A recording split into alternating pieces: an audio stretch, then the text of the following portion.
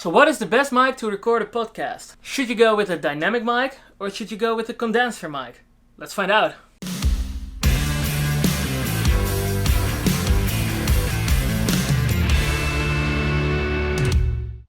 What's up? My name is Nick from The Future Musician, and in this video we're gonna talk about microphones for podcasting or vocal recording in general. Yeah, podcasting is really an upcoming thing, but many people don't really know where to start because there are lots of technical things involved, so I thought I'd help out and I thought I'd make a video about the microphone choice. So one of the first things you might ask yourself is, do I go with a condenser mic or with a dynamic mic? And I thought I'd list the pros and cons of both, and then I will let you hear the difference in how they sound, and I will also give you a very cheap option if you're on a budget in the end. So which one is better than the other? Well, it totally depends on what kind of situation you're in, what kind of environment you're recording in, what kind of voice you have. So yeah, we just have to compare them for a little bit, but just let's start with the condenser mic. So the condenser mic is the best sounding mic, and I do this because it isn't always the best. It captures the most frequencies, so from low frequencies to high frequencies, captures the most. So it will sound more high-end, it will sound more complete, if you will. This is not something you always want, but we'll get into that later on. Another pro about the condenser mic is that most of the time they look good.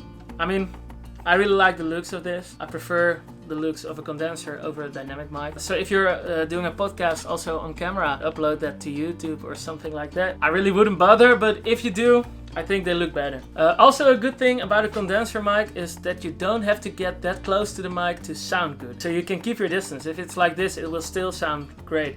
And it actually will have a better frequency response because if you get closer, you will get the proximity effect. I'll show you that later on. You don't have to be as close to the microphone, which could be good if you're doing a podcast because it will look better if you're doing it on video. If there's no video, doesn't matter. A con for the condenser mic is that they use phantom power to give sound. I mean, it doesn't really have to be a con. Most of the recording devices do have phantom power, but yeah, it's just an extra thing to keep in mind if you are looking for a microphone. Make sure that your recording device has phantom power. Another con of the condenser mic is that they also record a lot of the room sound and the room ambience. Right now I'm just recording with the microphone that's on the camera, so you can't hear it right now, but I will show you later on what it sounds like. So yeah, it's great in the sense that it captures the whole frequency range.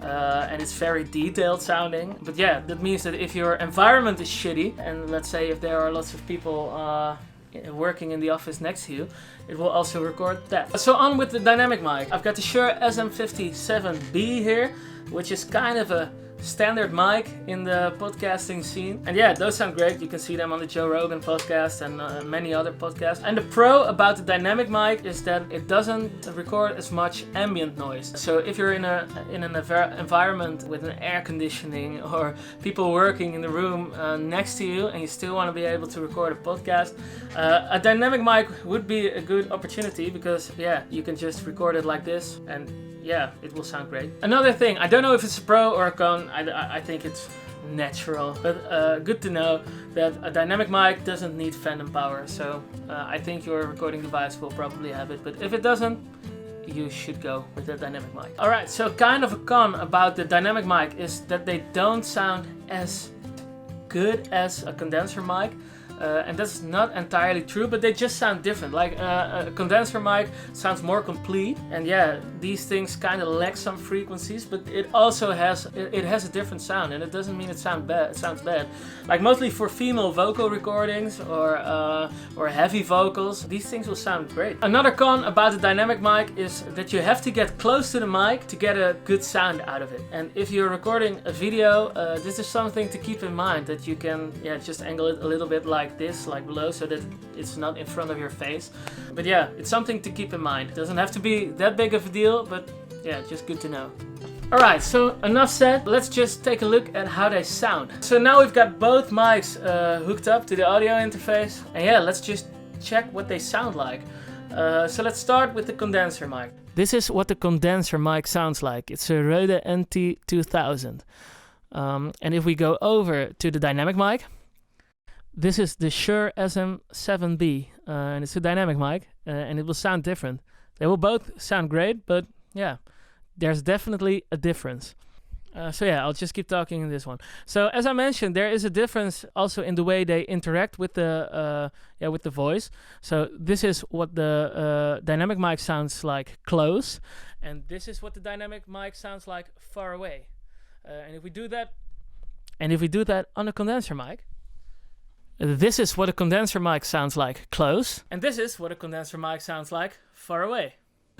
Alright, so to demonstrate how they interact with the room and the recording environment, I put some wheel noises on the background. And yeah, let's see which one sounds better with the wheel noises going on. So let's start with the condenser mic, the Rode. So if you were to podcast and some whales would be singing in the background, it would sound like this. And yeah, I can hear them. And if you were further away, it would sound like this. I think you hear some whales going on. And if we were to do this on the dynamic mic, yeah, it will sound like this. So you can get closer, it will pick up most of your voice, and yeah, let's see if you can hear the whales. I think you can hear them, but they will definitely be softer than with the condenser mic. So that's a good thing to keep in mind. So yeah, let's go to the conclusion. But first let me turn off the wheels. Alright, so the conclusion of this story is one better than the other? No, but they are different and they suit different needs. So if you're in a perfectly controlled room like this, like in a studio or a silent environment, yeah, you can go with the condenser mic. But if your neighbor is starting to do something to his house and gets a drill involved, then you would have a bigger problem than if you were to record with the dynamic mic. And if you are recording with a dynamic mic, yeah, your voice will sound different. Not bad at all. It actually will sound great. Yeah, I think the dynamic mic in general is a little bit more versatile because yeah, you don't have to worry that much about your recording environment, and you can just go into a classroom or into a mall or into wherever you want to record a podcast. And yeah, these mics will help you a lot with that. But if you don't mind the ambient noise, yeah, you can go with the condenser mic. So eventually, it's up to you. They both sound great. The choice is up to you. You now know the pros and the cons. If I for myself were to record a podcast, I think I would go with the dynamic mic, just because they're versatile. You can take them anywhere. You're not bound to be in a place. But if I know that I'm going to record in a controlled environment, I think I would go with the condenser mic.